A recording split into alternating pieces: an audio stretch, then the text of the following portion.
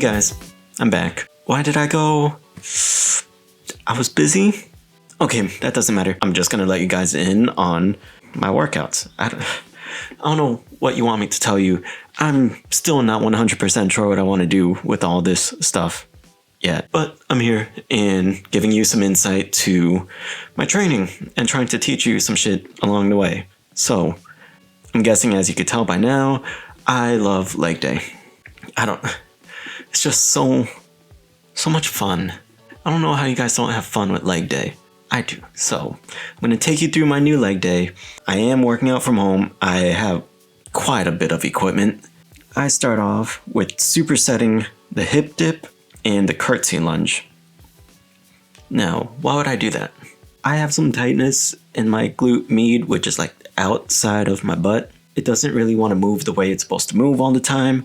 So, although I do have my little warm-up stuff, I don't really have a specific warm-up routine, but that's why I've kind of built a necessary warm-up into all of my workouts. So, hip dip, yeah, just trying to get my hips to shift. Yeah. And I do that for like 20 reps because it's a very low impact minimal movement with no weight, just warming shit up. And then I take the same side leg and I do curtsy lunges with it. So, well, if my right foot was up on a platform for the hip dips, then my right foot will be the one that's planted for the curtsy lunge. So I'm reaching my back leg way to the side. And the important thing is to try not to twist too much. Try to stay pointing forward. That's a lot of blood flowing to the butt. Feels pretty good. Even straight men like their butt to feel good. Next up, deadlifting. I love deadlifting. My body's built for deadlifting.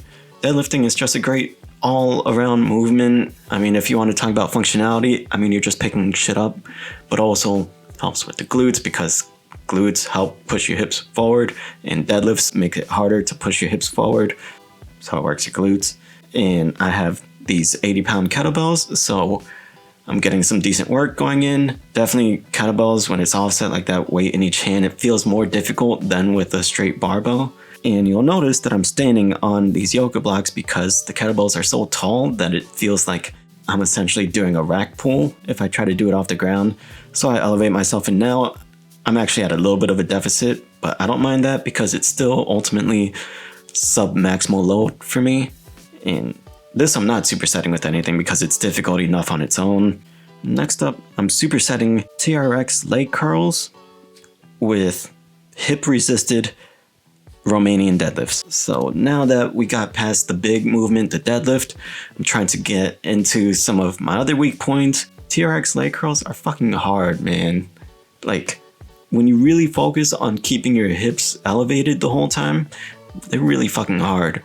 The hamstrings serve mainly two functions. I'm sure there's more shit, but really all you need to care about is the fact that they curl your heel towards your butt and they push your hips forward. They help with pushing hips forward.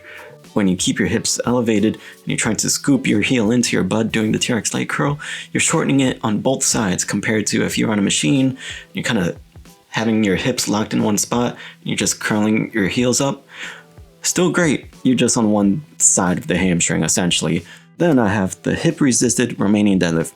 Hip-resisted because the glutes push the hips forward, as I said before. Hamstrings also push the hips forward. Glutes do more of that work than the hamstrings, but you want that nice glute hamstring tie-in, having a nice bubble butt, because the stretch on this feels really good, but also it has a good contraction because of that band, getting more taut, more resistance being added to it as I try to push my hips through. Thus, feels pretty fucking good. And I don't need as much weight in my hands for this because of that band at my waist. Next up, I have quad-focused split squat. I love squatting. I've talked about squatting a bunch. I fucking love it. But I don't quite have the means to load it the way that I want to, so I've been doing a lot of split squats.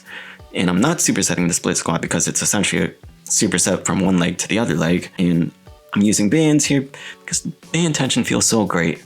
The top of the movement when you're straightening your leg out is usually the easiest when you're adding load to this, and let's say you have a bar on your back or something like that. But the band comes in handy because at the easiest point it makes it harder, and then at the hardest point it makes it easier. Why am I doing it quad focus with such a narrow stance? because I haven't loaded up my quads yet, but my quads are a strong point for me, so I deprioritized them by putting them towards the end after I got through my big stuff. And then these split squats are just fun. They're very taxing though, especially when I do this kind of drop set where I go with the band and then I go without the band, and I try to use my other leg as minimally as possible. Just get that deep contraction. Man, it sucks, but it's great. I guess this is what you feel when you don't love yourself, right? Okay, was that too much? Did I? Next exercise. Hack squats. We are supersetting this with reverse Nordic curls, but you have seen hack squats on my page before. Yes, they are quite the staple of my home workouts because it's such a crisp, clean feeling and setup. Same idea of the split squat before, where we're making it harder at the easiest part of the movement, easier at the hardest part of the movement. That's where the band comes involved and just helps with how I could load my shit at home. So this tends to feel great on the contraction when I'm trying to get myself up, because that's when it's getting harder and harder. That's why I paired this with the reverse Nordic curl, because this really emphasizes the stretch. I'm forcing myself into that deep, acute angle at the knees. Very important detail here is pushing my hips forward. Squeeze your ass. Oh my god. Okay, that was too far. Squeeze your cheeks. Squeeze your cheeks while you do this movement.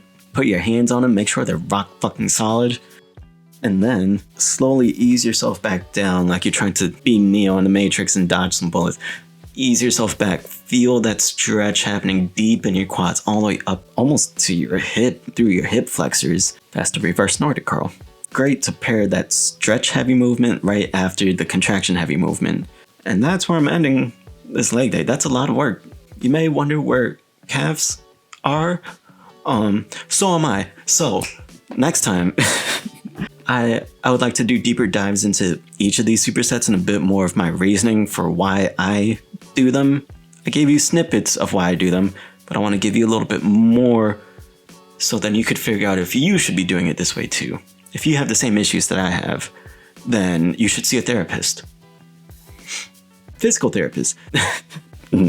I essentially want to get you guys in my mind as I'm making these decisions for my own programming.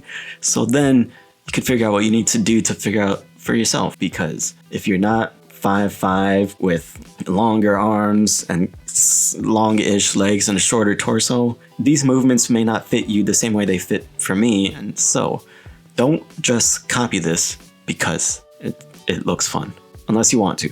But understand that you run many risks. Risks of maybe making your own tightnesses worse because you're prioritizing the wrong things, or the less dramatic consequence is just not being that productive for what you need. Make sense? I hope so. I think that's all I have to say to you today. That's it. Get out of my house. Please. Okay, I'm done.